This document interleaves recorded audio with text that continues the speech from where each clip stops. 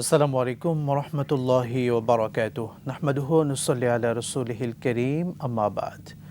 দর্শক মণ্ডলী, আপনাদের প্রত্যেককে আন্তরিক অভিনন্দন জানাচ্ছি ২১শে টেলিভিশনের আপনাদের প্রিয় অনুষ্ঠান ইসলামী জিজ্ঞাসায়। সঙ্গে রয়েছি মোহাম্মদ আল আমিন খান এবং আজকের এপিসোডে অতিথি হিসেবে পেয়েছি খ্যাতিমান আলেমে দ্বীন, সম্মানিত অতিথি শেখ মুফতি আমজাদ হুসাইন হিলালি হাফিজাহুল্লাহ, সিনিয়র মুহাদ্দিস, জামিয়া মাদানিয়া মাদ্রাসা, বারিধারা, ঢাকা। আসসালামু আলাইকুম রহমতুল্লাহ। ওয়ালাইকুম আসসালাম ওরহমতুল্লাহি ওয়া বারাকাতুহু। শেখ কেমন আছেন? জি আলহামদুলিল্লাহ, আপনি ভালো আছেন? আলহামদুলিল্লাহ, আপনাকে আন্তরিক অভিনন্দন আজকের আয়োজনে। ধন্যবাদ আপনাকে সহ সকলকে ধন্যবাদ। জি দর্শক শ্রোতা, এই সুন্দর অনুষ্ঠান থেকে আমরা আপনাদের জীবনের বিভিন্ন ইসলামের বিষয়ে সমাধান জানানোর চেষ্টা করে থাকি। আপনারাও প্রশ্ন রাখতে পারেন। প্রশ্ন করতে স্ক্রিনে দেখানো নাম্বারে ফোন করুন। আমাদের সম্মানিত অতিথি আপনাদের মাসালাগুলোর জবাব দেবেন ইনশাআল্লাহ তাআলা। প্রিয় দর্শক মণ্ডলী, আজ ১ মে আন্তর্জাতিক শ্রমিক দিবস। আমরা শ্রমিকদের প্রতি শ্রদ্ধা রাখছি। ইসলাম শ্রমিকদেরকে সম্মান দিয়েছে, মর্যাদা দিয়েছে এবং তাদের প্রাপ্য অধিকার প্রতিষ্ঠার জন্য প্রিয় নবী সাল্লাল্লাহু আলাইহি ওয়াসাল্লাম আমাদেরকে শিক্ষা দিয়ে গিয়েছেন। অসংখ্য হাদিসে মোবারকার ভিতরে আমরা সেই শিক্ষাগুলো পাই। আমরা শ্রমিক দিবসের কথাগুলো নিয়েও শায়খের থেকে শুনবো। একই সঙ্গে আজকের এপিসোডে আমরা আলোচনা করতে চাই পবিত্র হজের গুরুত্বপূর্ণ মাসাইল নিয়ে। যেহেতু আমাদের বাংলাদেশ থেকে হাজী সাহেবরা অলরেডি হজের জন্য অনেকে রওনা দিয়েছেন বা সামনে রওনা দেবেন। হজে যাওয়ার পূর্বে হজের গুরুত্বপূর্ণ মাসালাগুলো জানা থাকা আমাদের সকলের জন্য একান্ত জরুরি। এই সকল বিষয়গুলো নিয়ে আমরা আজকের এপিসোড সাজিয়েছি। আমরা অপেক্ষায় রইলাম, আপনারাও প্রশ্ন করবেন এবং জানবেন যে কোনো বিষয়ের ইসলামের সঠিক সমাধান। শেখ, আপনাকে আবারও অভিনন্দন। একই সঙ্গে আমরা আজকে প্রথমেই আন্তর্জাতিক শ্রমিক দিবস ১ মে, যেটি আন্তর্জাতিকভাবে পালিত হচ্ছে, শ্রমিকদেরকে ইসলাম কিভাবে সম্মানিত করেছে সেই বিষয়টি প্রথমে আপনার কাছে জানতে চাই। আপনাকে ধন্যবাদ। ২১শে টিভির সাথে সংশ্লিষ্ট যারা আছেন সকলকে ধন্যবাদ জানাচ্ছি। আজকের দিবসটি অত্যন্ত তাৎপর্যপূর্ণ একটি দিবস এবং আরেকটি বিষয় আপনি নির্ধারণ করেছেন, তা হলো হজের মাসলা মাসাইল। তারপর দুটো বিষয় আমরা আলোচনা করব সংক্ষিপ্তভাবে। যদিও দেখুন, শ্রমিক জগতের মাঝে আল্লাহ পাক জগৎটাকে বিভিন্নভাবে সাজিয়েছেন। আমরা যদি এক কথায় বলতে চাই, আমরা সকলেই কিন্তু শ্রমে আমরা লেগে আছি। শ্রমবিহীন কোনো মাখলুক নেই। যত মাখলুক আছে, আপনার রাজা বলুন, প্রজা বলুন, যাই বলুন, মানুষ বলুন, জিন বলুন, অন্যান্য প্রাণী বলুন, সকলেই কিন্তু শ্রম দিয়ে চলছে। শ্রম ছাড়া কেউ চলতে পারবে না। কেউ নিজের জন্য দিচ্ছেন, কেউ দেশের জন্য দিচ্ছেন, কেউ ইসলামের জন্য দিচ্ছেন, সকলেই শ্রম দিয়ে কিন্তু চলছেন। রাসূল আকরাম সাল্লাল্লাহু আলাইহি ওয়াসাল্লাম শ্রমিকের মর্যাদা নিয়ে বলেছেন, শ্রমিকের অধিকার নিয়ে বলেছেন যে একজন শ্রমিক যখন কাজ করে তখন তার ঘাম শুকানোর আগেই তার পারিশ্রমিকটা তার কাছে পৌঁছে দেয়া। এটা ইসলামের শিক্ষা। শ্রমিকের পারিশ্রমিক নিয়ে টালমাটাল করা এটা হারাম, একেবারে হারাম। এবং রাসূল অপর হাদিসে বলেছেন, মান গাশশা ফালাইসা মিন্না। শ্রমিকদেরকে ধোঁকামূলক কোনো আচরণ করা, ওয়াদা দেয়া, আসলেই ওয়াদা বরখেলাপ করা, বলা হয়েছে তাকে এদের বোনাস দেবে, এদের বোনাস দেওয়া হলো না, মানে কোনো ধরনের ছলচাতুরি যদি কেউ গ্রহণ করে, রাসূল বলেছেন সে আমার উম্মতি না, আমার উম্মতের অন্তর্ভুক্ত না, আমার দলভুক্ত না। তাহলে এই কথাগুলোর দ্বারা আমরা যতটুকু বুঝতে পারি যে শ্রমিকের মর্যাদা কত বেশি ইসলাম দিয়েছে। দেখুন, শ্রমিক ছাড়া কেউ চলতে পারবে না। আল্লাহ পাক জগৎটাকে সাজিয়েছেন বিভিন্নভাবে। একজন ইঞ্জিনিয়ার হবে, একজন মিস্ত্রি হবে, একজন যোগালী হবে, একজন রডের ব্যবস্থা করবে। সকল কিছু মিলিয়ে কিন্তু একটা জিনিস সাজে বা তৈরি হয় বনে। আপনি দেখুন, যে মানুষটি মেথরের কাজ করে, অর্থাৎ ময়লা ছাপ করে, আল্লাহ পাক কেন যেন তার কাছে ওইটাই প্রিয় বানিয়ে দিয়েছেন, যার কারণে এখন এটাই তার কাছে ভালো লাগে। এবং তারা না থাকলে আমরা সমাজের মানুষ কিন্তু সমাজ থেমে আমরা চলতে পারতাম না, অচল হয়ে যেত। অচল সমাজ। ওই কাজটা কে করবে? এটা আল্লাহ পাকের সৃষ্টির একটা বড় কুদরত আমরা বলতে পারি, একটা অংশ। সুতরাং শ্রমিকদেরকে ইসলাম সম্মানিত করেছে, মর্যাদা দিয়েছে।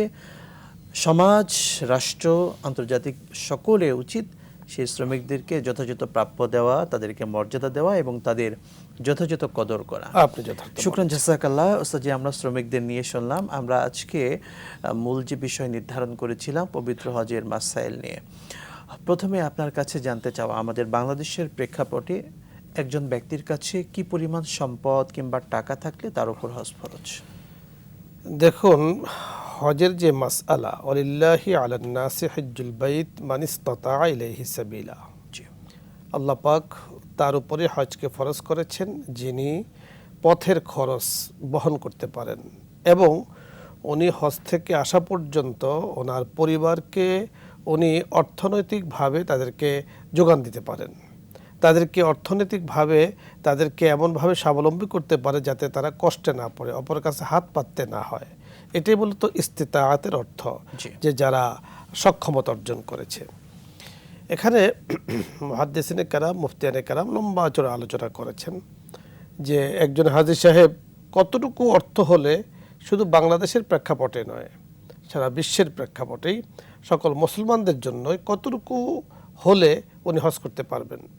দেখুন, আমাদের দেশ, আমরা যারা এদিকে বাস করি এবং মক্কা মদিনার অন্যদিকে বাস করে, কেউ আবার ভেতরে বাস করে, সকলের জন্য যিনি যেখানে অবস্থান করছেন, যত দিনের জন্য হজে যাচ্ছেন, জি, ওনার খরচ, ওনার শারীরিক সক্ষমতা, মানসিক সক্ষমতা, অর্থনৈতিক সক্ষমতা, তিনটা জিনিস যদি ওনার সাথে একসাথে থাকে তাহলে বলা হয় যে ওনার উপর হজ ফরজ। ঠিক উনি ফিরে আসার আগ পর্যন্ত পরিবারটাকে উনি স্বাবলম্বী করে রেখে যেতে পারেন, অপরের কাছে হাত পাততে না হয়, কারো কাছে দন্না দিতে না হয়। হ্যাঁ, এই পর্যায়ে যদি আল্লাহ পাক তাকে অর্থ দেন তাহলে তার উপরে হজ ফরজ। আমরা বাংলাদেশের বর্তমান প্রেক্ষাপটে একটা অনুমান করে বলতে পারি, হজের যে আমাদের লম্বা সফর 40-45 দিনের সফরে প্রায় 8 লক্ষ টাকার মতো খরচ হয় মিনিমাম, এমন সর্বনিম্ন প্যাকেজ যেটি সম্ভবত, কিছু কম বেশি হবে। এবং সে সময় নিজের ফ্যামিলি মেনটেনের জন্য সে সময়টা 1 মাস 40 দিন, অ্যাভারেজে 8 থেকে 9 লক্ষ টাকা কারো কাছে যদি উদ্বৃত্ত থাকে, মৌলিক খরচ করার পরে ঋণ টিন সব কিছু বাদ দিয়ে এক্সট্রা যদি এই পরিমাণ টাকা থাকে, তার উপর কিন্তু হজ ফরজ হয়ে গিয়েছে আমরা বলতে পারি। আপনি যথার্থ বলেছেন। শেখ, আমরা সম্পূরক প্রশ্ন একটু নিতে চাই।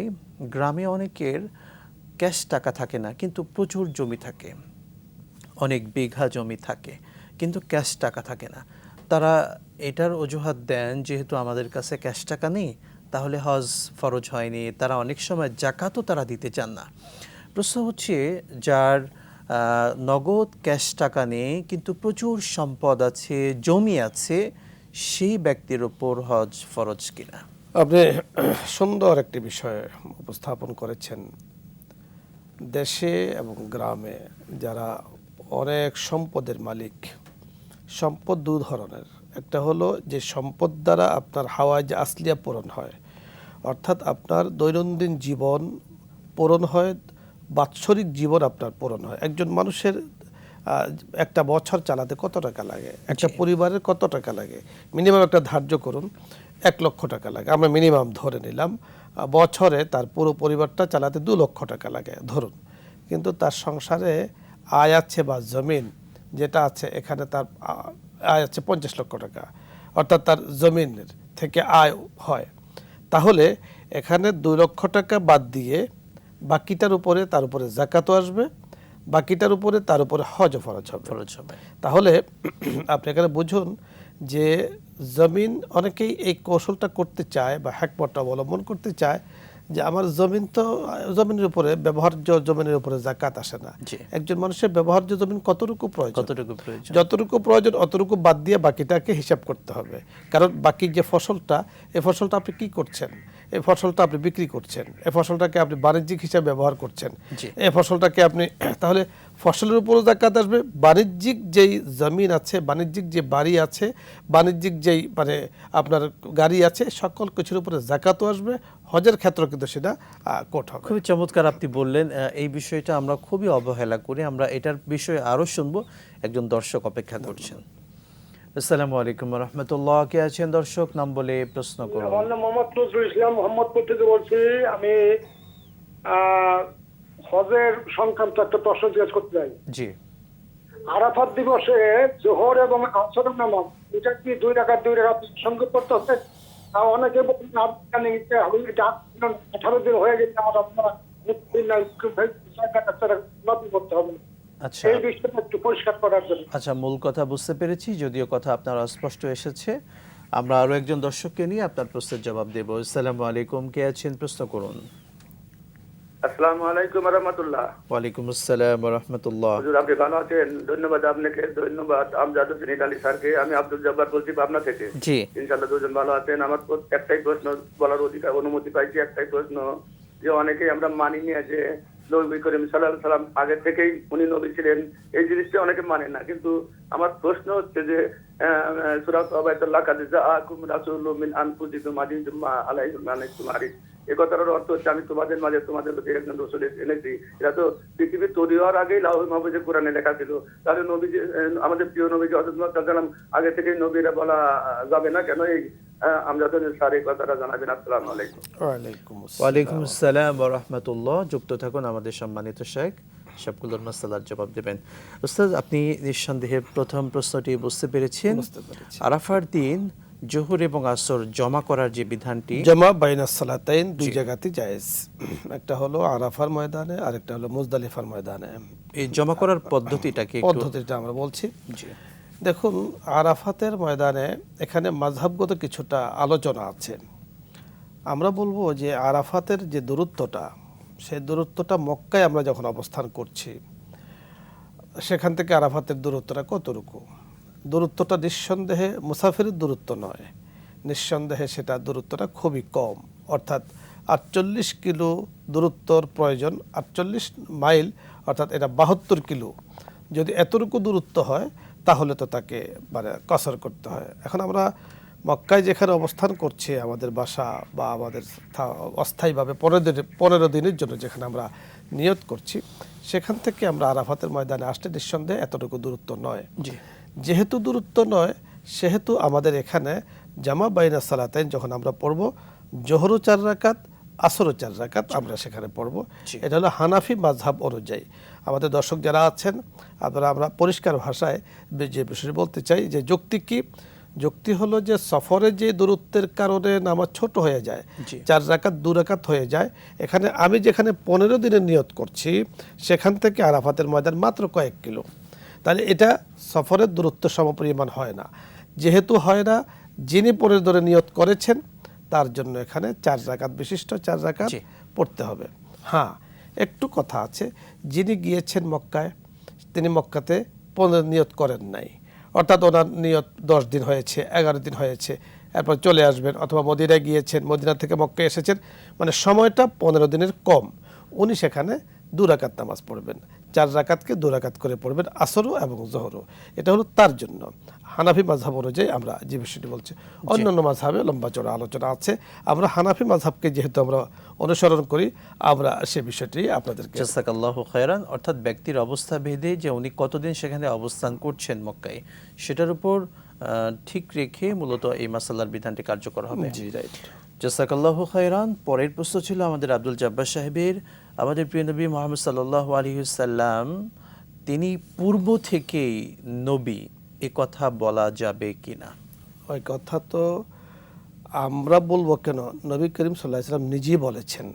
তিরমিজি শরীফের মধ্যে একটি হাদিস ইমাম তিরমিজি রাহমাতুল্লাহি আলাইহি উল্লেখ করেছেন।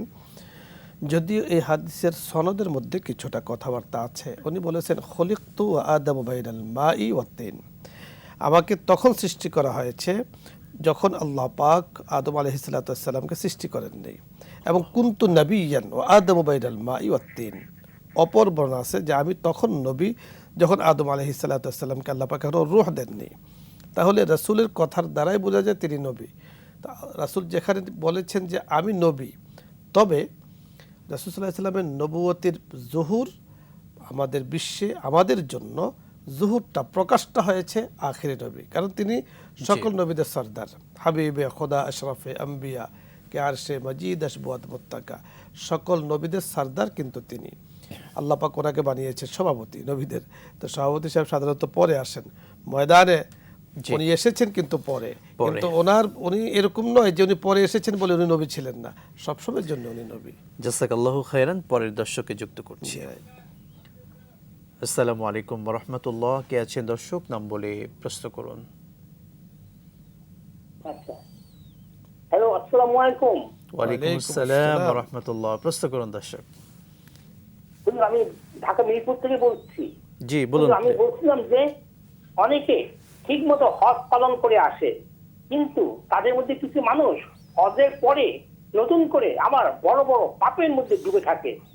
হুজুর, কোনো আলেম বলেন কি তাদের হজ মোটেও কবুল হয়নি? আবার কোনো আলেম বলেন কি তারা যে হজ করেছে সেই সব অবশ্যই সে পেয়ে যাবে। এর মধ্যে সঠিক কোনটা একটু বলবেন? বুঝতে পেরেছি আপনার প্রশ্ন, সঙ্গে থাকুন। ওস্তাদ, আপনি নিঃসন্দেহে বুঝতে পেরেছেন। আমি বুঝতে পেরেছি।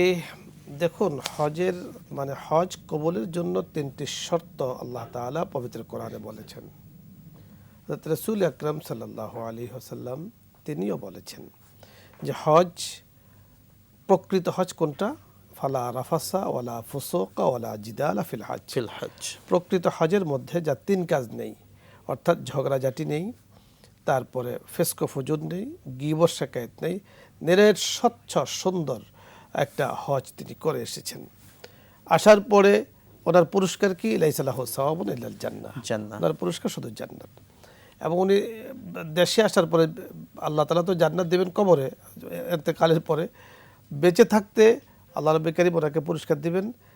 উনি যখন এসেছেন তখন রাজা কাওয়ালাদাতহু উম্মুহু, সুবহানাল্লাহ। অর্থাৎ একজন মাসুম শিশুর বাচ্চার মতো আল্লাহ পাক ওনার জীবনটাকে করে দেবেন। এখন আমাদের ভাই যিনি জানতে চেয়েছেন যে হজ করার পরেও কিছুটা মানুষের মাঝে বেশ কম দেখা যায়, তো এটা হজ কবুল হয়েছে এটা বোঝা যায় কিনা? আমাদের বুজুর্গানে দিন বলেছেন যে একজন মানুষ যে আবাদত করেছেন, আবাদত করার পরে এই আবাদতটা কবুল হলো কিনা এটা তার চাল চলনে কিন্তু প্রকাশ পায়। মূলত তো কবুলিয়াতের বিষয়টা আল্লাহ তাআলার কাছেই, কিন্তু তার চাল চলনে কিছুটা প্রকাশ পায়। যদি তার হজের যাওয়ার আগের জীবন আর পরের জীবনের মধ্যে কোনো বেশ কম না হয়, তাহলে বোঝা যাবে তার হজের মধ্যে কোনো ঘাটতি আছে। আর যদি একদম আমূল পরিবর্তন হয়ে যায়, মাসুম বাচ্চার মতো জীবনযাপন তিনি করেন, একজন মাসুম বাচ্চা তার গুনার কাজ করে না, জীবনযাপন করেন, তাহলে বুঝতে হবে যে তার হজটা আল্লাহ তাআলা কবুল করেছেন। এজন্য তো হজ করলে যে কবুল হচ্ছে এরকম নয়। রাসূল আকরাম সাল্লাল্লাহু আলাইহি ওয়াসাল্লাম বলেছেন যে তোমরা হজ করো, আল্লাহ পাকের কাছে কামনা করো আল্লাহ যেন হজ্জে মাবরুর তোমাদেরকে দান করেন। তো হজ্জে মাবরুর মানে হলো যে হজের মধ্যে 3টি জিনিস নেই। এখন আমাদের ভাই বলেছেন যে কোনো আলেম বলেছেন যে কবুল হয়েছে, কোনো আলেম বলেছেন কবুল হয়নি। আসলে কবুলিয়াতের সম্পর্ক সম্পূর্ণ আল্লাহ তাআলার কাছে, আল্লাহ তাআলার সাথে। তবে লক্ষণ দ্বারা কিয়ামতের সময় আমরা জানি না, কিন্তু লক্ষণ আমরা বলতে পারি। ঠিক লক্ষণ দ্বারা বোঝা যায় কবুল হয়েছে না হয়েছে। আমি ছোট্ট একটি ঘটনা যদি বলি। এক বুজুর্গ প্রতিদিন তাহাজ্জুদের নামাজ পড়তেন। এখন শয়তান ওনাকে ওয়াসওয়াসা দিয়েছে, আপনি প্রতিদিন তাহাজ্জুদ পড়েন, আল্লাহ পাককে ডাকেন, উনি কখনো কি আপনার ডাকে সাড়া দিয়েছেন? এখন বুজুর্গের ভেতরে এসেছে, আমি তো ডেকেছি, সাড়া তো দিয়েছেন কিনা তা তো আমি জানি না। তাহলে বলেছে, শয়তান বলতেছে তাহলে আপনি ডাকছেন কেন? উনি তো সাড়া দেন না। পরের দিন উনি অভিমান করে ঘুমিয়ে আছেন, ওঠেননি। আল্লাহ রাব্বুল কারীম ওনার কলবের মধ্যে এলহাম করে দিয়েছেন, উঠছো না কেন? কই যে আল্লাহ আপনাকে ডাকি, আপনি তো শোনেন না বা সাড়া দেন না। তো আল্লাহ তাআলা বলেছেন, সারা যে দেই না তুমি কেমনে বুঝলা? তুমি যে গতদিন পড়েছো নামাজ, পরের দিনও নামাজ পড়ার তৌফিক পেয়েছো, আগে একবার আল্লাহু আকবার বলেছো, পরে আল্লাহু আকবার বলার সুযোগ পেয়েছো, এটাই বোঝা যায় যে তোমার আগেরটা কবুল হয়েছে। সুবহানাল্লাহ। তো এটার কিন্তু কবুলিয়াতের একটা লক্ষণ, এগুলো বোঝা যায়। বাকি কবুলের সম্পর্ক তো সম্পূর্ণ আল্লাহ তাআলার কাছেই। জাযাকাল্লাহু খায়রান। আমরা দর্শককে যুক্ত করে আবারও ফিরব। ধন্যবাদ। আসসালামু আলাইকুম রহমতুল্লাহ। কে আছেন দর্শক? নাম বলে প্রশ্ন করুন। আসসালামু আলাইকুম স্যার, ভালো আছেন? ওয়ালাইকুম আসসালাম, আলহামদুলিল্লাহ। প্রশ্ন করুন। আচ্ছা, আমার প্রশ্নটা হলো স্যার আপনার কাছে এবং শাইখের কাছে যে মুসা আলাইহিস সালাম যখন লোহিত সাগর পার হয়ে তিহি প্রান্তে গেল, তিহি প্রান্তে, তো ওই জায়গায় সে 40 বছর তারা কিভাবে থাকলো? একটা প্রশ্ন। 40 বছর তাহলে আল্লাহ তাদেরকে রাখলো কি হয় মুসা এবং মুসার জাতিকে? একটা প্রশ্ন। আর একটা প্রশ্ন হচ্ছে যে আল্লাহ বললো যে তোমরা এখন ফিলিস্তিনতে যাও, কিন্তু ফিলিস্তিনতে যাওয়ার সময় ওখানে একটা বড় একটা যোদ্ধা আছে, তাদের সাথে যোদ্ধা করো, যোদ্ধা করে তোমার সেখানে অবস্থান করবা। তো মুসা আলাইহিস সালামের জাতি যেতে গেল না, মুসা আলাইহিস সালাম গেল সেখানে, যে ফিলিস্তিন দখল করলো, সেইটাই আমি জানতে চাচ্ছি সেটা কি ওই যে তালুত আর জালুতের ওইটা না আমালিকা গোত্র কোনটা? বুঝতে পেরেছি। আসলে এগুলো এই প্রশ্নগুলো দীর্ঘ আলোচনার প্রশ্ন।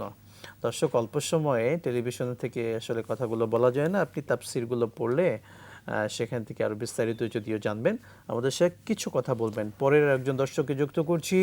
আসসালামু আলাইকুম ওয়া রাহমাতুল্লাহ। কে আছেন? নাম বলে প্রশ্ন করুন। আসসালামু আলাইকুম। ওয়ালাইকুম আসসালাম। আমি ইয়ামিন চৌধুরী ইমন বলছি, বন্দরনগরী, চট্টগ্রাম থেকে। জি।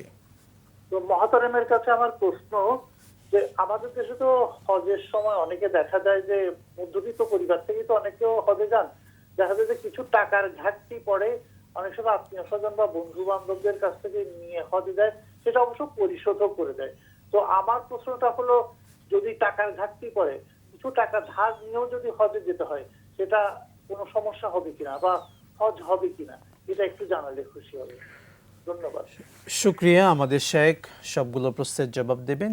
শেখ, অনেকগুলো প্রশ্ন জমা হয়েছে, আমরা চলে যাচ্ছি সেই প্রশ্নগুলোর দিকে। হযরত মূসা আলাইহিস সালাতু ওয়াস সালাম তার জীবনের ঘটনা থেকে বলছিলেন তিনি তিহ প্রান্তরে ময়দানে তিহে এত লম্বা টাইম কিভাবে লম্বা ছিলেন। সময় কিভাবে ছিলেন সেটা আমি একটু। প্রথমত আমাদের দর্শককে লক্ষ্য করে বলবো যে আল্লাহ পাকের হুকুমের ব্যাপারে কোনো মন্তব্য করতে নেই। নিঃসন্দেহে আপনি যদি বলুন যে মুসা আলাইহিস সালাতু ওয়াস সালাম 40 বছর একই ময়দানে কিভাবে ছিলেন ওনার উম্মতদেরকে নিয়ে, বনি ইসরায়েলদেরকে নিয়ে, তো ঠিক আমরা যদি বলি যে একজন মানুষ ছোট্ট একটি মাতৃগর্ভে 10 মাস 10 দিন 9 মাস 10 দিন কিভাবে থাকেন স্বাভাবিক কারণে, এখানেও অনেক কিছু আছে যেগুলো আমাদের জ্ঞানে ধরে না, তারপরে বুঝতে হবে যে আল্লাহ পাক এইভাবে রাখেন।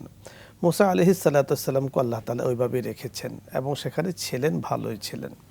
এটা হলো প্রথমত বিষয়। দ্বিতীয় বিষয়, উনি বলেছেন যে ওনারা যে তালুত জালুতের যে আসলে তালুত জালুতের ঘটনা ভিন্ন, মুসা আলাইহিস সালাতু ওয়াস সালামের ঘটনা ভিন্ন। আর আমাদের দর্শকদেরকেও আমরা বলবো যে নবীদের শানে যখন কথা বলতে হয় তখন খুব আদব আর এহতেরাম নিয়ে কথা বলতে হয়, কারণ মুসা আলাইহিস সালাতু ওয়াস সালাম উনি নবীদের তালিকার একজন জলিলুল কদর আজাল্লে নবী, বড় একজন নবী এবং রসুল ছিলেন। আল্লাহ পাকের সাথে সরাসরি তিনি কথাবার্তা বলেছেন। তো সেক্ষেত্রে নবীদের, সকল নবীদেরকেই, কারণ আমাদের ঈমানের একটা অংশ যে আমানতু বিল্লাহি ওয়া মালাইকাতিহি ওয়া কুতুবিহি ওয়া রুসুলিহি, আমার নবীর উপরে যেমন আমি আস্থা রাখি, বিশ্বাস রাখি, আমার নবীর আমি উম্মত, কিন্তু সকল নবীর উপরে আমি কিন্তু বিশ্বাস রাখি, এটা ঈমানের একটি অংশ। জাযাকাল্লাহু খাইরান। শেখ, আমরা পরের দর্শকের প্রশ্নে চলে যাচ্ছি। হজে যাওয়ার পূর্বে যদি কিছু টাকা ঘাটতি পড়ে, সেক্ষেত্রে সাময়িক সময়ের জন্য ঋণ করলে কোনো ক্ষতি হবে এতে কিনা? কোনো সমস্যা নেই। উনি যদি পুরো টাকাও ঋণ করে উনি হজে যান, যেটা ওনার উপরে বাধ্য ছিল না, কারণ যেহেতু ওনার উপরে সেই টাকাটা নেই, তো হজ ওনার উপর ফরজ হয়নি। এরপরও মানে হজের যে বিষয়টা, এটা আবেগের একটা বিষয় কাজ করে ভেতরে। তো মক্কা মদিনার আকর্ষণ উনি থামাতে পারছেন না। জিলহজ মাস, শাওয়াল মাস যখন আসে তখন উনি চিন্তা করলেন যে আমি এবছর ঋণ করে যে পরে পরিশোধ করে দেবো, যেটা উনি বলেছেনও পরিশোধ করে দেবেন। এতে করে কোনো সমস্যা নেই, পরিশোধ করা মানে হজ ফরজ না হইলেও যে হজ করা যাবে না, বিষয়টা এরকম না। হজ ফরজ হইলেও আপনি হজ করতে পারবেন, না হইলেও আপনি হজ করতে পারবেন, এটা ইবাদা। ফরজ হইলে ফরজ। আল্লাহ তাআলা আমাদেরকে তৌফিক দান করুন, আমিন। পরের দর্শকে যুক্ত করছি। আসসালামু আলাইকুম ওয়া রাহমাতুল্লাহ। কে আছে? নাম বলে প্রশ্ন করুন।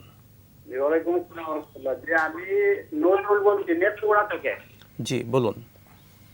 আমার প্রশ্ন হলো, নফস এবং কল এবং রূহ নিয়ে যদি কিছু বলতেন, আমরা বিষয়টা মানে ক্লিয়ার না।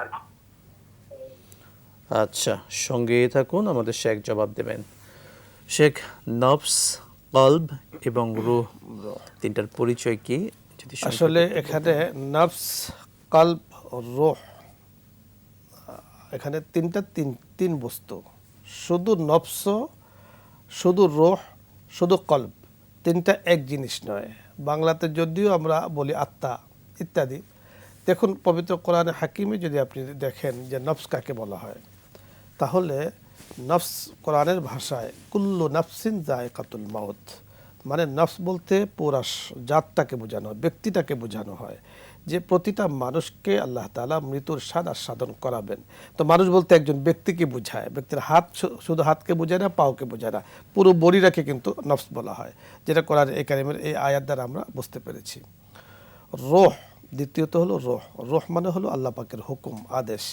আপনি পবিত্র কোরআনের দিকে তাকান, দেখুন আল্লাহ তাআলা বলেছেন ইয়াসআলুনাকা আনির রূহ, তারা আপনাকে রূহ সম্পর্কে জিজ্ঞাসা করবে।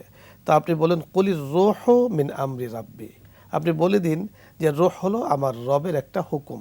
তার মানে রূহটা হলো আল্লাহ পাকের হুকুম। এই যে আমরা যে রূহ হার্ট বলি, এটা আল্লাহ পাকের হুকুম, যতদিন ছিল অতদিন আছে ভিতরে। যখনই আল্লাহ পাকের হুকুম হবে চলে যাওয়ার, তা চলে যাবে। আল্লাহ পাকের হুকুমই কিন্তু সেটা নিয়ন্ত্রিত হয়। এখানে মানুষের, বান্দার, ডাক্তার, কবিরাজের কারো কোনো হাত নেই, সম্পূর্ণ আল্লাহ পাকের হুকুম। তাহলে আমরা রূহ বললাম, বুঝতে পারলাম। নফস বলতে পারছি। আর কলব, কলব হলো আলা ওয়াহিয়াল কলব। রাসূল আকরাম সাল্লাল্লাহু আলাইহি ওয়াসাল্লাম বলেছেন যে প্রতিটি মানুষের ভেতরে গোশতের একটা টুকরা থাকে, টুকরা আছে। যে এই টুকরাটা যদি ভালো থাকে তাহলে পুরো দেহটাই ভালো থাকে, টুকরা যদি নষ্ট হয়ে যায় পুরো দেহটা নষ্ট হয়ে যায়। সেটা বলেছেন, তার নাম কি? সেটা হলো কলব। অর্থাৎ এই ঠিক আমাদের এখানে আপনি হাত রাখলে 4 আঙ্গুল নিচে এই কলবটা কিন্তু অবস্থিত। এই কলবের সাথেই কলব ভালো থাকবে, দেহ ভালো থাকবে।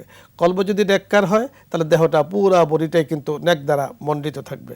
কলব যদি মলিন হয়ে যায় তাহলে সেটা কিন্তু পুরো দেহটাই মলিন হয়ে যাবে। মানুষ যখন জিকির করে তখন কলবটা পরিষ্কার হয়। মানুষ যখন গুনাহ করে কলবের মধ্যে গুনার দাগ পড়ে যায়। তাহলে আমরা বুঝতে পেরেছি তিনটা হলো 3 জিনিস, তিনটা কিন্তু এক জিনিস নয়। জি, জাযাকাল্লাহু খায়রান। আমরা হজ নিয়ে অনেক কথা জানলাম, সে গুরুত্বপূর্ণ একটি মাসালা হজ কেন্দ্রিক। আমরা প্রথমত বুঝতে পারলাম কারো জীবনে যদি কোনো একবার কোনো এক সময়ে তার খরচা বাদ দিয়ে 8 থেকে 9 লক্ষ বা 10 লক্ষ টাকা হয়ে যায়, তখন তার উপর হজ ফরজ হয়ে গেল। প্রশ্ন এটি যে জীবনে কোনো একবার যদি আমাদের কাছে 8 থেকে 10 লক্ষ টাকা হয়ে যায় খরচা বাদ দিয়ে, সেটা অবশিষ্ট আছে এবং সেটা 2 থেকে 3 মাস সে টাকাটা আমাদের হাতে ছিল। আমরা সচরাচর মানুষগুলো যেটা করি, টাকা আসলে সেই টাকাটাকে অন্য খাতে লাগিয়ে ফেলি, হয়তো জমি কিনি বা ফ্ল্যাট কিনছি কিংবা অন্য কোনো কাজে লাগিয়ে ফেলছি এক্সট্রা টাকাকে। প্রশ্ন হচ্ছে যে শর্ট টাইমের জন্য 2 মাস বা 3 মাসের জন্য আমাদের কাছে এই যে 8 থেকে 10 লক্ষ টাকা জমা হলো, এটার কারণে কি তখন আমাদের উপর হজ ফরজ হয়ে যাবে? দেখুন, হজের নেশাব এবং যাকাতের নেশাব কাছাকাছি, জি, কোরবানির নেশাবও কাছাকাছি, কিন্তু বেশ কম হলো এতটুকু।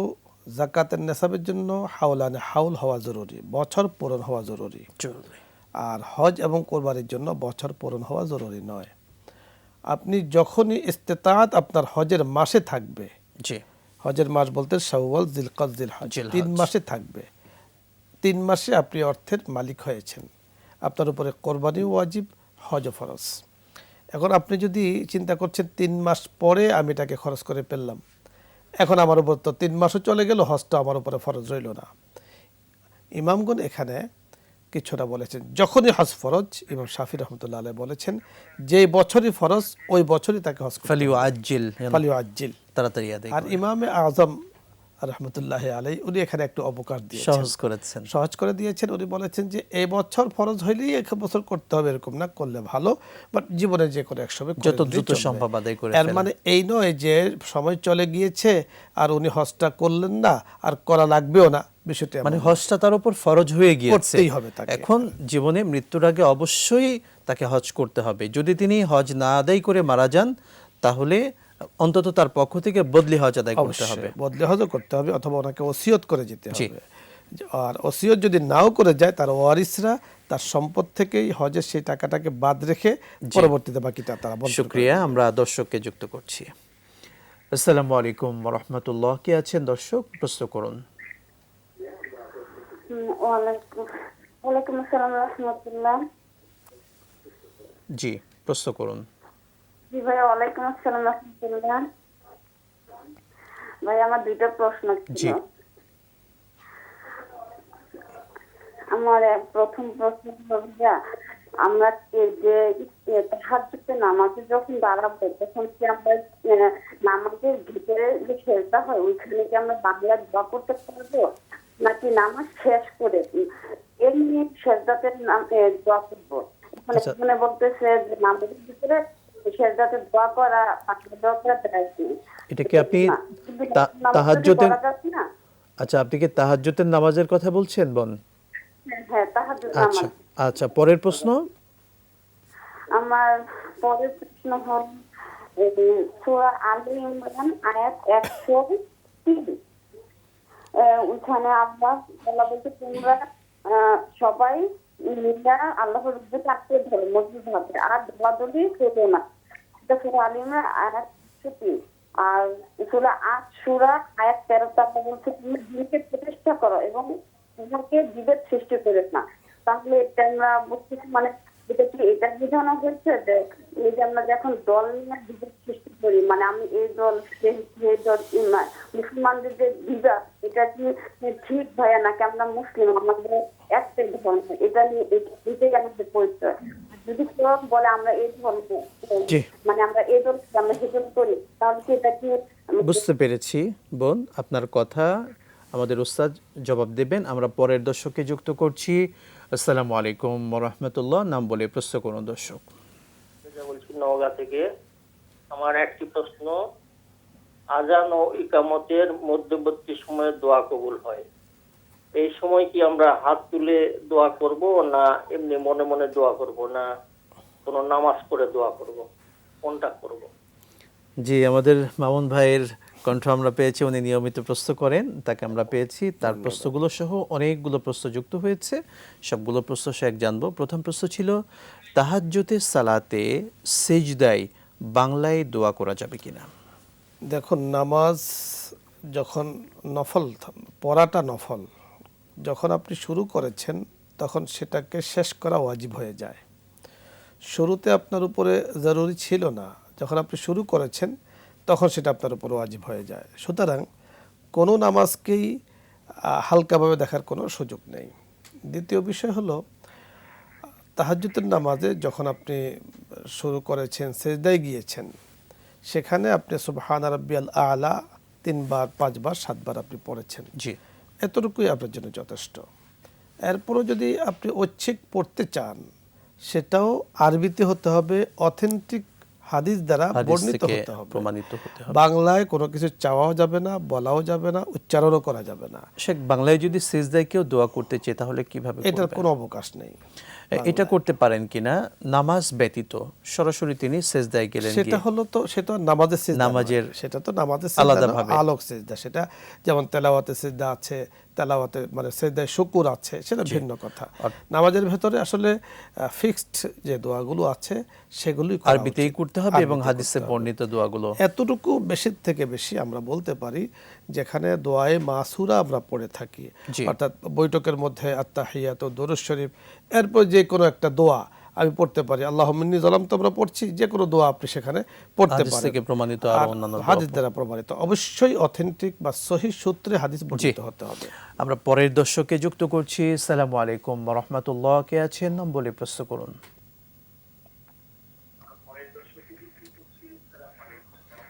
দর্শক কে আছেন নাম বলে প্রশ্ন করুন।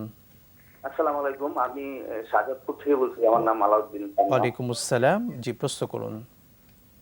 আমার প্রশ্নটা হচ্ছে, এই আমার বাসায় টিভির নিচে, টিভিটা একটা সেলফের উপর রাখা, টিভির নিচে সেলফে আমি কোরআন শরীফ রাখি, সোফার সাথে তো আমি সবসময় সোফায় বসি, কোরআন শরীফ পড়ি, এই জন্য টিভির নিচে কোরআন শরীফটা রাখা সেলফের ভিতরে, এখান থেকে নিয়ে নিয়ে পড়ি। এটাতে কোনো গুনাহ বা রাখা ঠিক হবে কিনা, মানে রাখবো না নাকি, এই একটা প্রশ্ন। আর দ্বিতীয় প্রশ্ন হলো, বলুন, দ্বিতীয় প্রশ্ন বলুন। সম্ভবত লাইনটি বিচ্ছিন্ন হয়েছে, ইনশাল্লাহ আবার আপনি চেষ্টা করুন। শেখ, আমরা এই প্রশ্নের অ্যান্সারটি আগে নিচ্ছি। তিনি টিভির নিচে সেলফে পবিত্র কোরআনকে রাখেন, এটা কি কোরআনের আদবের খেলাফ হচ্ছে? আদবের, নিঃসন্দেহে আমি বলবো আদবের খেলাফ। কোরআনকে রাখতে হবে সকল কিছুর উপরে, কোরআনকে রাখতে হবে। আপনি কোরআনের উপরে, যেমন আপনি এখানে কোরআন শরীফ রেখেছেন, এর উপরে কিছু রেখেছেন, এটাও কিন্তু ঠিক নয়। আপনি টিভি রেখেছেন, এর নিচে আপনি কোরআনকে রেখেছেন, সেটাও আদবের খেলাফ। জায়েজ না জায়েজ মাসআলা নয় এটা, জি। এটা হলো সম্পূর্ণ আদবের খেলাফ, অর্থাৎ শিষ্টাচার বহির্ভূত একটি কাজ।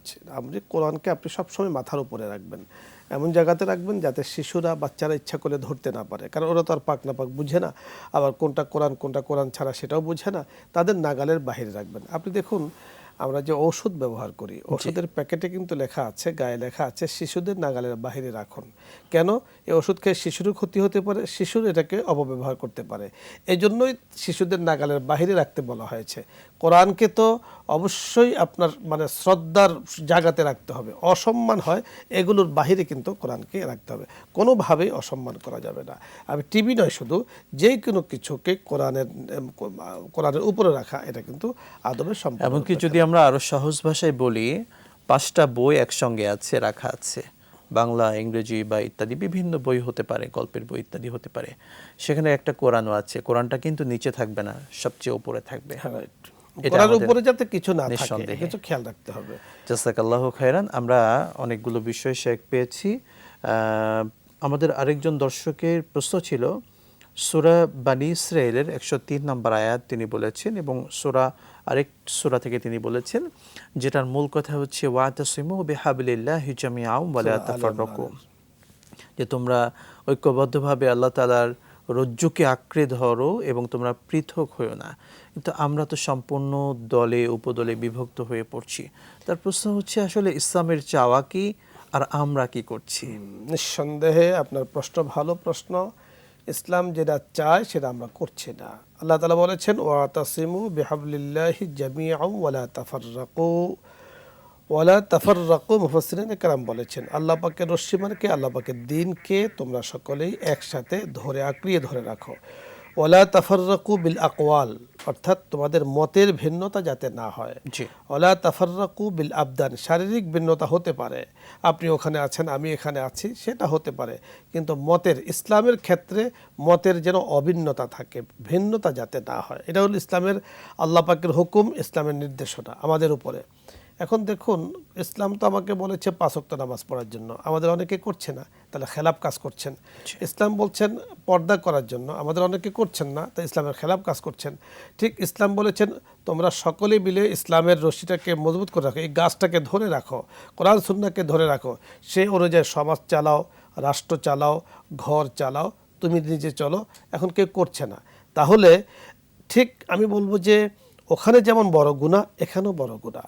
কারো কারণে যদি ইসলামের মধ্যে বিচ্ছিন্নতা আসে আর ইসলামের এই বিশাল গাছে, এই বিশাল ছায়াতলে কোনো ধরনের ফাটল তৈরি হয়, যিনি দায়ী তার কিন্তু মহাগুনাহ হবে। জি, মহাগুনার কিন্তু তিনি মোর্তাকিব হয়ে যাবেন। আল্লাহ আমাদেরকে বোঝার তৌফিক দান করুন। আমরা আজকে আলোচনা করছিলাম পবিত্র হজের গুরুত্বপূর্ণ মাসাইল নিয়ে। শেখ, বিরতির পূর্বে আমাদের দর্শকের প্রশ্ন ছিল, আজান এবং একামাতের মাঝে দোয়া কবুল হয়। প্রশ্ন হচ্ছে, সে সময় কি হাত তুলে দোয়া করাটা উত্তম হবে নাকি শুধু মুখে মুখে দোয়া করবেন? ধন্যবাদ। হাত তোলার আসলে কোনো প্রয়োজন নেই। দোয়ার ক্ষেত্রে আমরা হাত তুলি কেন? নামাজের পরে বা বিভিন্ন সময় হাত তুলি, যাতে করে একটা একাগ্রতা তৈরি হয়, বিনয় ভাব তৈরি হয়। সকল কিছু কিন্তু ভাবের কারণে অনেক কিছু হয়, বিনয়টা প্রকাশ পায়। আজান আর একামতের মাঝখানে যে সময়টা একেবারেই কম সময়। আপনার মনে চাইলে, যেটা চাইলে বাংলাতে নিজের মশো আপনি একটা দোয়া আল্লাহ তাআলার কাছে করে নিতে পারেন, কিন্তু এই সময় হাত তোলাটা জরুরি নয়। কারণ আবার মনে রাখতে হবে যে কোনো কারণে যদি আপনি হাত তুলছেন, পরবর্তীতে এটা আবার একটা রেওয়াজের রসুমে পরিণত হয়ে যায়, তাহলে কিন্তু বিদআতের গুনাহ হয়ে যাবে। এটা মনে রাখতে হবে। জি, মানে কোনোটাকে আবশ্যক করা যাবে না। এটা চাইলে তিনি হাত তুলতে পারেন, কিংবা মুখে শুধু দোয়া করবেন, সেটাও কিন্তু সুযোগ আছে। জি, আমরা বলবো যে হাত না তোলাটাই ভালো হবে, যেহেতু একটা রেওয়াজের সুরত আছে, একটা অবকাশ আছে, এজন্য হাত না তোলাটাই আমার জন্য ভালো। শুকরিয়া। আমরা পরের দর্শককে যুক্ত করছি। আসসালামু আলাইকুম ওয়া রাহমাতুল্লাহ। কে আছেন দর্শক? নাম বলে ওয়ালাইকুম আসসালাম ওয়া রাহমাতুল্লাহ। আমি মোহাম্মদ শামসুল হক, কসবা বিয়ানীবাজার, সিলেট থেকে বলছি। জি, বলুন। আমার এলাকায় জাল হাদিসে সরাসরি, যেমন শহীদদের পক্ষে হচ্ছে বিজ্ঞানের কলমের খালি উত্তম, এই হাদিসটা কি সহি? আর সহি না হইলে যে এগুলা প্রচার করতেছে তার শাস্তিটা বাকি? জি, আচ্ছা, বুঝতে পেরেছি আপনার কথা উস্তাদ। নিঃসন্দেহে আপনি বুঝতে পেরেছেন। দেখুন, আমরা বলবো যে জাল হাদিসের ব্যাপারে, জাল মানে বানানো হাদিস, প্রচলিত জাল হাদিস নামে একটা কিতাব কিন্তু আমাদের বর্তমান বাইতুল মুকাররমের খতিব মুফতি আব্দুল মালিক সাহেব লিখেছেন। আপনি চাইলে সেই হাদিসটাকে, সেই বইটাকে কাছে রাখতে পারেন, এটা সর্বত্রই পাওয়া যাচ্ছে। আর যেই কথাটি রাসূল বলেন নাই, মুসলিম শরীফের মধ্যে ঠিক মোকদ্দমায় মুসলিমের মধ্যে অনেকগুলো হাদিস উল্লেখ করা হয়েছে। রাসূল বলেছেন ফালিয়াতাবাওয়া মাকআদাহু মিনান নার, যেটি রাসূল বলেননি সেটাকে রাসূলের বলা বলে চালিয়ে দেয়া, অর্থাৎ যেটা হাদিস নয় সেটাকে হাদিস বলে চালিয়ে দেয়া, এটা কিন্তু তার ঠিকানা জাহান্নামে। এখন আমাদের মোহতারাম যিনি দর্শক উনি প্রশ্ন করেছেন যে এদের পরিণতি কি হবে, নিশ্চয়ই এদের পরিণতি জাহান্নামে।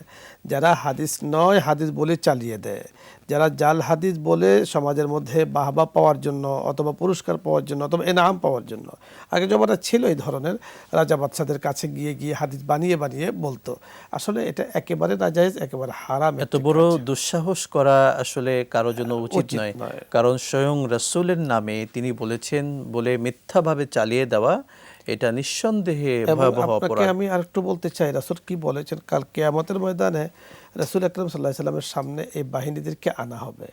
আনার পরে রাসূল বলবেন আমার উম্মত, আল্লাহ তাআলা বলবেন যে এরা আপনার উম্মত না। আপনি চলে আসার পরে এরা আপনি যেটা বলেননি সেটাকে আপনার দিকে নিসবত করে তারা বলেছে। আল্লাহ আমাদেরকে হেফাজত করুন। রাসূল বলবে সুহকান সুহকান লিমান গায়্যারা বাদি, আল্লাহ আমাদেরকে হেফাজত করুন। আমরা পরের দর্শককে যুক্ত করছি। আসসালামু আলাইকুম ওয়া রাহমাতুল্লাহ। কে আছেন নাম বলে প্রশ্ন করুন। আমার প্রশ্ন হইল, হুজুর আমার নাম সালেহ আহমেদ, আমি চট্টগ্রাম থেকে বলতেছি। জি জি, আমার প্রশ্ন হইল হজ এবং উমরা এই দুটার মধ্যে কি কোনো পার্থক্য আছে?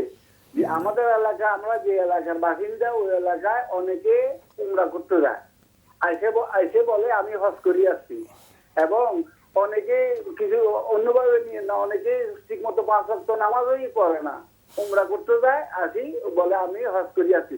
হজ এবং উমরার মধ্যে কি বড় রকমের পার্থক্য আছে? এটা একটু বুঝাই বললে খুব খুশি হবো। খুবই গুরুত্বপূর্ণ প্রশ্ন রেখেছেন। আমরা আরো একজন দর্শককে নিয়ে অ্যান্সারে যাব। আসসালামু আলাইকুম। কে আছেন বলুন দর্শক। দর্শক শুনতে পাচ্ছেন আমাকে? প্রশ্ন করুন। যে হুজুর, ওই বর্তমান জামানায়, সালাম আলাইকুম। ওয়ালাইকুম আসসালাম, বলুন। ওই বর্তমান দেখে কিছু কিছু এলাকায় হাদিস সম্মেলন হয়, বুঝছেন? এই হাদিস সম্মেলন এটা কি বেদাতের পর্যায়ে পড়ে নাকি এটা কোরআন এবং হাদিসে আলোকে জানতে চাই। আচ্ছা, সঙ্গেই থাকুন, আমাদের উস্তাদ জবাব দেবেন ইনশাআল্লাহ। আমরা আরো একজন দর্শককে নিচ্ছি। আসসালামু আলাইকুম। কে আছেন বলুন দর্শক। হ্যালো, আসসালামু আলাইকুম, প্রশ্ন করুন। প্রশ্ন জানতে চাই হুজুর, এই যে সূরা মানে নূর এই যে পর্দার কথা লেখছে, সেখানে তো হাত পা মুখমণ্ডল ঢাকতে হবে এমন কিছু লেখে নাই এবং পাওয়া যায় না। কিন্তু বর্তমানে যারা পর্দা করে তাদের দেখা যায় চোখ টুক বের করে শুধু ঘুরে হাত পা মোজা পরে এটা, এবং পর্দার মানে পিছনে তারা করে কি, স্বামীর ভাই বোনেরা আত্মীয় স্বজন আসে তারা খাওয়ায় না, পর্দা করে। স্ত্রীর লোকজন আসলে ঠিকই খাওয়ায়। এইটা কি কতদূর জায়েজ পর্দা, কতদূর শিরক না বেদাতি? আল্লাহর হুকুমের বেশি যে পর্দা করতেছে, সূরা নূরে তো পর্দার ব্যাপারে লেখছে, তাই না? আচ্ছা, আপনি তো পর্দা নিয়ে আপনি অনেক বেশি বলে ফেললেন। আসলে পর্দার বিধান কিভাবে কোরআনে এসেছে, হাদিসে এসেছে, আমরা আমাদের উস্তাদের থেকে শুনবো। তিনি একজন শাইখুল হাদিস এবং বারিধারা মাদ্রাসার উনি একজন সম্মানিত অনেক সিনিয়র মুহাদ্দিস সাহেব। উনি বলবেন যে পর্দার বিশ্লেষণটা কি। আপনি তো অনেক কিছু বলে ফেললেন, কিছু বাড়িয়েও বলেছেন, আমাদের উস্তাদ বিস্তারিত বলবেন। যুক্ত থাকুন। সে খুবই সংক্ষেপে উত্তর দিবেন। হজ ওমরার ভেতরে পার্থক্য কি? হজ এবং ওমরার মধ্যে অনেক পার্থক্য আছে। হজ এক জিনিস, ওমরা আরেক জিনিস। একজন মানুষের উপরে হজ ফরজ হয়, আর ওই হজের মধ্যে যে ওমরা আছে অর্থাৎ হজে তামাত্তু যদি হয় সেটা তো তার উপর ফরজ, সেটা তাকে করতে হবে। জি। কিন্তু এছাড়া জীবনে একজন মানুষের ওমরা করা জীবনে তার উপরে নফল। যদিও কেউ কোনো ইমাম বলেছেন, 2-1 ইমাম বলেছেন যে একবার করা জীবনে এটা সুন্নাহর অন্তর্ভুক্ত, তাহলে নফল। তাহলে অনেকে ওমরা করে এসে বলে আমি ওমরা হজ করে আসছি। আসলে ওমরাকে হজ নামে চালিয়ে দেওয়া এটা কিন্তু উচিত না, উচিত নয়। হজ তো নির্দিষ্ট মাসে করতে হয়, ওমরা বছরে যে কোনো সময় করা যায়। তাহলে আপনার হজ আর ওমরার মধ্যে অনেক বেশ কম। ওমরাই হজ নয়, বরং হজই ওমরা। হজের ভিতরে ওমরা আছে, দুটো আলাদা এক পার্ট, আলাদা পার্ট, একসাথে করার কোনো অবকাশ নেই। ছোট হজ বড় হজ বলা হয়, একেবারে অনুচিত, একেবারে অনুচিত। ছোট ওমরাকে বলা হয় ছোট হজ, হজকে বলা হয় বড় হজ। এটা মানে আমাদের পরিভাষা হয়ে গিয়েছে, আমাদের পরিভাষা আসলে হয়ে এটা গিয়েছে। পরিভাষা, এটা জি। কোনো মানে মানুষ শুকরিয়া। বানিয়েছে। আমরা পরের প্রশ্ন নিচ্ছি, হাজি সম্মেলন আমরা দেখি এটা আসলে বিদআতের পর্যায়ে পড়বে হাজি কিনা? সম্মেলন নয়, আসলে মূলত হাজি সাহেবরা যাওয়ার আগে মুআল্লিম যারা থাকেন ওনারা হাজি সাহেবদেরকে তালিমুল হজ অর্থাৎ হজের হজের শিক্ষা দেন। আহকামাত তাদেরকে শিক্ষা দেওয়ার জন্য একটা বৈঠক করেন, কাগজপত্র বুঝিয়ে দেন এবং সেখানে কি করবেন না করবেন সেটা তাকে শিখিয়ে দেন। এবং হজ থেকে ফেরার পরেও কিন্তু এমন প্রোগ্রাম করে, উদ্দেশ্য তাদেরকে স্মরণ করিয়ে দেওয়া। স্মরণ করিয়ে দেওয়া। জি। আসলে এটাকে শিরিক তো নাই, বেদাতের পর্যায়েও না, এটা হলো জাস্ট শিক্ষার জন্য একটা শুকরিয়া। প্রোগ্রাম হতে আমরা পারে। পরের যে প্রশ্নটি, পর্দা নিয়ে আমাদের দর্শক যে কথাগুলো বাড়িয়ে একটু বলেছেন। দর্শক আসলে পর্দা নিয়ে আমি যতটুকু বলবো, পর্দা করা ফরজ, এটা শরীয়তের একটা বড় বিধান, পর্দা করা ফরজ। এবং কোরআনে কারিমের হরিত সূরা নূরের কথা বলেছেন, আসলে জিলবাবের কথা আছে। জিলবাব মানে হলো মহিলারা তাদের চেহারার উপরে কাপড় টেনে দিবে, এটাকে বলা হয় জিলবাব। পর্দা করা পুরুষের জন্য যেমন ফরজ, মহিলাদের জন্য ফরজ, সকলের জন্য ফরজ। এবং আপনার এই যে জামাইয়ের যে কি বলে ভাইকে বলা হয় দেওয়ার বলা হয়, আমাদের সমাজে আছে আল হামু আল মৌত বলা হয়েছে, তাকে মৌতের মতো ভয় করা, অর্থাৎ তার সাথে পর্দা করতে হবে। এক কথায় পর্দার বিধানকে হালকাভাবে দেখার কোনো সুযোগ নেই। অর্থাৎ পর্দাকে আমরা যদি আরো সহজভাবে বলি, শুধু চেহারাটা সর্বোচ্চ চোখটা খুলে রাখবে এবং বাদবাকি তার অংশগুলো যা আছে হাতের এটা ছাড়া সবগুলো ঢেকে রাখবে। এবং পর্দা মানে যেন শরীর যেন আবৃত থাকে, যেন নিজের নারীদের কোনো বিশেষ কিছু প্রকাশ না পায়, চাদর দ্বারা ঢেকে রাখবে। পর্দা কিন্তু ফ্যাশন নয়। জাযাকাল্লাহু খায়রান। শেখ, আপনাকে অনেক ধন্যবাদ। সময় স্বল্পতে আমরা আজকে আরো বিস্তারিত বলতে পারলাম না, ইনশাআল্লাহ পরের এপিসোডে বলবো। সকলকে ধন্যবাদ। দর্শক শ্রোতা, আল্লাহ সুবহানাহু ওয়া তাআলার দরবারে আমরা তৌফিক কামনা করছি, আমরা যেন জীবনে একবার হলে হজ করতে পারি। রব আমাদেরকে সেই সৌভাগ্য আমাদের নসিব করুন, আমিন। দেখছিলেন একুশে টিভির পর্দায় আপনাদের প্রিয় অনুষ্ঠান ইসলামী জিজ্ঞাসা। বিদায় নিচ্ছি। আসসালামু আলাইকুম ওয়া রাহমাতুল্লাহি ওয়া বারাকাতুহু।